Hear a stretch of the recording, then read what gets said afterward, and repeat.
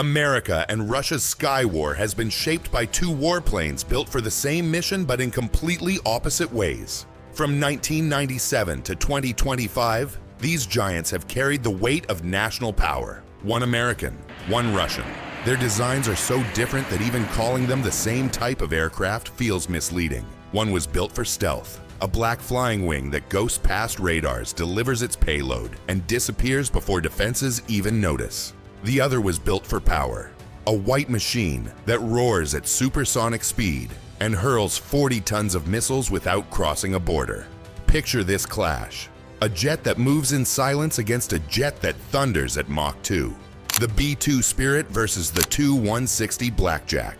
One is black, angular, and hidden. The other is white, massive, and designed to intimidate. But here's the mystery. If both were given the same mission, which one would really hold the advantage?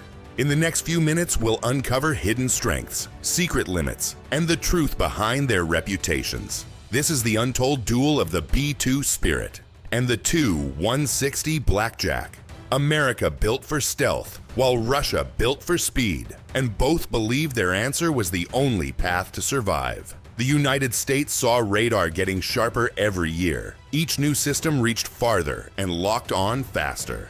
No jet could outrun a missile forever, so the B-2 Spirit was shaped to avoid detection entirely. Its wide wing scattered signals in every direction. Its special skin absorbed what was left. Its hidden engines cut the heat that missiles track. The goal was simple: pass through defenses before they could even react. But Russia refused to play that game. They believed power and distance could break any shield. That idea created the Tu-160 Blackjack. It could fly at Mach 2, faster than most fighters. It carried 40 tons of guided weapons. It could fire from outside enemy borders, never entering hostile airspace. The Spirit trusted invisibility to cross lines. The Blackjack trusted missiles to smash from range. Both strategies were bold, but both carried risk. One mistake, and the Spirit could be spotted. One delay, and the Blackjack could be intercepted. This was not just two aircraft. It was two national philosophies on survival. Each nation bet its future on its chosen path. But to judge them, we must see how the Spirit performed when stealth met real combat conditions. In 1997, the United States introduced the B-2A Spirit, a warplane built to disappear from enemy radars. Its flat wing made it hard to track. Its radar-absorbing skin erased most signals. Even its hidden engines reduced the heat that missiles follow. It carried 40,000 pounds of guided weapons inside its bay. No external mounts, no easy reflections. Everything was sealed for stealth. It was tested in real wars. In Kosovo, its strikes destroyed hardened sites without warning. In Iraq, it hit leadership bunkers on the first night of battle. In Libya, it opened air campaigns by removing air defense systems. In Afghanistan, it launched missions across oceans with only a few aircraft. The message was clear. No target was safe if the Spirit was in the air. By 2025, its reach was proven again. It dropped 14 massive ordnance penetrators on Iranian nuclear sites, striking with precision before defenses could react. But the growing challenge is survival. Modern radars are sharper, missile networks are faster. The question is no longer just about stealth, it is about balance. Can invisibility alone win when opponents invest in sheer speed and overwhelming firepower? To answer that, we turn to the Russian design that trusted raw performance over silence. The Tu-160 entered service as the Soviet Union's largest warplane, a machine built for reach and impact. It was nicknamed the White Swan, but its purpose was not beauty. It was designed to deliver shock and awe across continents. With top speed over Mach 2, it could outrun most fighters. Its payload reached 40 metric tons, making it the heaviest combat aircraft ever built. It was not shaped for stealth. It did not hide from radars. Instead, it relied on power to launch waves of cruise missiles before defenses could strike back. In Syria, the Tu-160 fired long-range Kh-101 missiles, hitting targets from safe distance. In Ukraine, it repeated the same approach, proving its ability to strike from far away. The lesson was clear. It never had to cross enemy borders to deliver damage. Its swing wings adjusted for high speed or long-range cruising. Its massive size gave it both global reach and heavy payload. Where the B-2 crept forward unseen, the Tu-160 stayed far back and let its missiles do the work. This made it both feared and criticized. Feared because its range meant no city was out of reach. Criticized because without stealth, it could not enter defended skies directly. It was a weapon of intimidation and distance, not penetration. Two machines, two philosophies. One trusted stealth, the other trusted firepower. But machines are only as strong as the weapons they carry. And the real test is not in size or speed, but in the tools each one delivers to the battlefield. A warplane is only as powerful as the weapons it carries, and here the differences are extreme.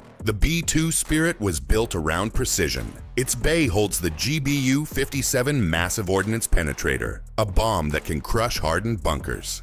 It also carries the modern B-61-12 nuclear bomb, guided for accuracy rather than brute force. This meant the B-2 could strike underground command posts or missile silos no other aircraft could reach. Its design matched its weapons. Get close, stay hidden, and deliver a direct hit. The Tu-160 Blackjack followed a very different path. It was designed to fire long-range missiles without ever leaving safe airspace. Its main loadout is the KH-101 and nuclear-capable KH-102. Both reaching up to 2,800 kilometers. That range allows the Tu-160 to strike cities, bases, and infrastructure while still deep inside Russian territory.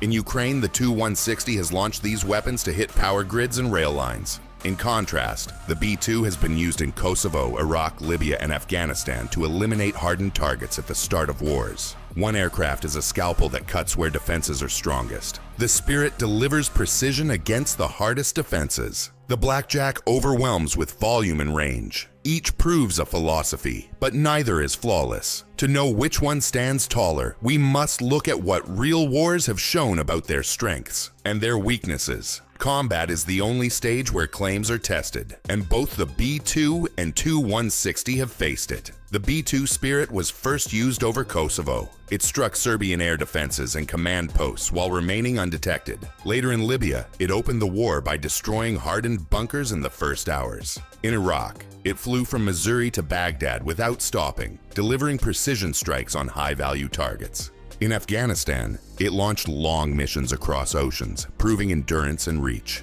The message was the same each time. Stealth allowed it to hit where defenses were strongest. The Tu-160 Blackjack followed a different path. It was deployed in Syria, firing long-range KH-101 missiles at militant positions. In Ukraine, it repeated the same strategy, launching salvos at power grids, rail lines, and infrastructure.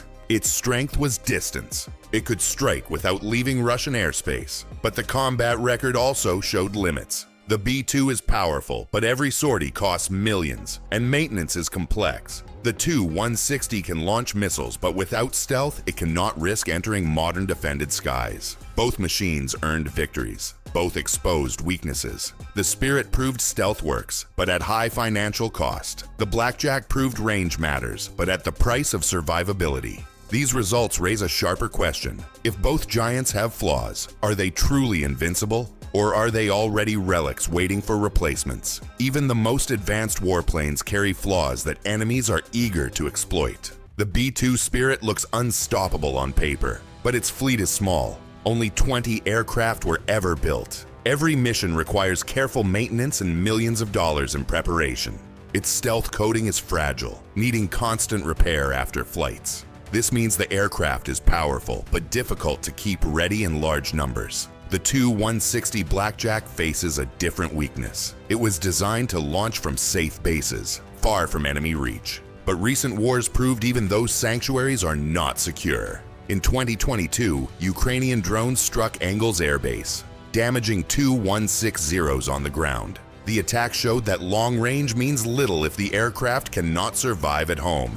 Both designs carry risk. The Spirit risks being too few and too costly. The Blackjack risks being too exposed and too visible. It's like a castle with strong walls but weak gates. Sooner or later, someone finds a way in. These cracks reveal the truth. No machine, no matter how advanced, is untouchable. The race between stealth and firepower is not over. It is shifting toward the next generation. And the real question is no longer about past victories. It is about what comes next in the contest for air dominance. Will the future decide which nation truly leads? The race has already moved forward, with both America and Russia preparing their next steps. The United States is fielding the B-21 Raider as the heir to the B-20 Spirit. It promises lower operating costs, stronger stealth, and easier maintenance. Unlike the Spirit, it is designed to be produced in larger numbers, giving the U.S. more staying power. Each new Raider carries the lessons of every mission the B-2 has flown.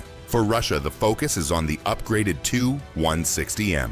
This modernized version brings new avionics, improved radios, and more efficient engines. But production is limited. Only a handful of aircraft have been added since 2022. The United States is moving to a brand new platform. Russia is refining an older design to keep it relevant. Both nations know that the battlefield is changing. Long-range missiles, advanced drones, and new radar systems may reshape how air power is used. An aircraft designed in the 1980s must now survive in an environment built for 2030 and beyond. The future belongs to those who adapt fastest. The B-21 shows the U.S. commitment to stealth as the answer. The Tu-160M shows Russia doubling down on speed and payload. But while the future is in development, wars are happening now. And the real measure of strength is not in promises or upgrades. It is in which design holds the edge at this moment.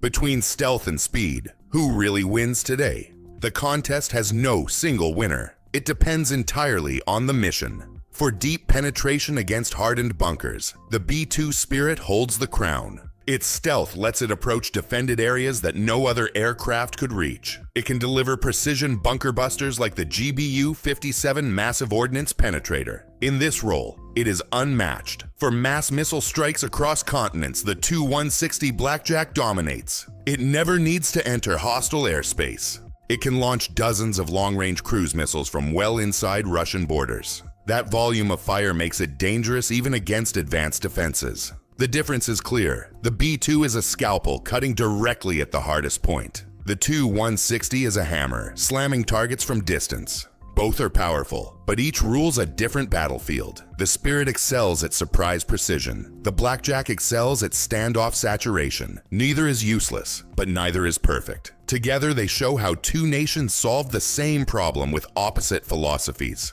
But the bigger issue remains. Wars of the future will not be decided by one machine alone. They will be decided by how these machines fit into larger networks of drones, satellites, and missiles. The verdict today is balance. Stealth for one set of missions, speed for another. But the secret answer to who truly wins lies in the battlefield itself. There is no single champion. Each warplane dominates its own field. The B-2 Spirit is unmatched when the mission demands deep penetration. It can cross defended skies, bypass radars, and deliver precise bunker busters on hardened targets. Its value is proven every time it strikes where no other aircraft could reach. The Tu-160 Blackjack rules when the mission demands overwhelming salvos. It can remain far from the fight, fire long-range missiles, and strike across continents. Its power is measured not by entry, but by volume and range. This contrast is the lesson. Numbers, speed, or stealth do not decide victory by themselves.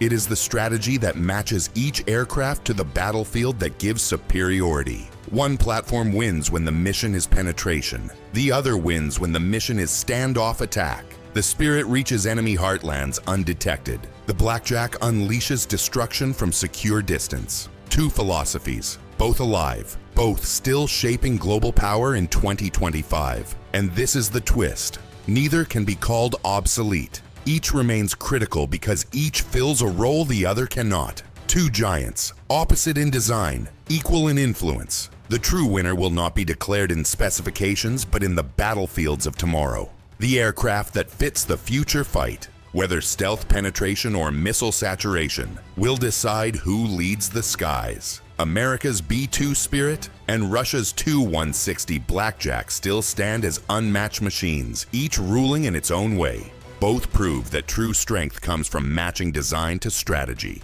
It is not about who builds the biggest aircraft. It is about who uses it in the smartest way.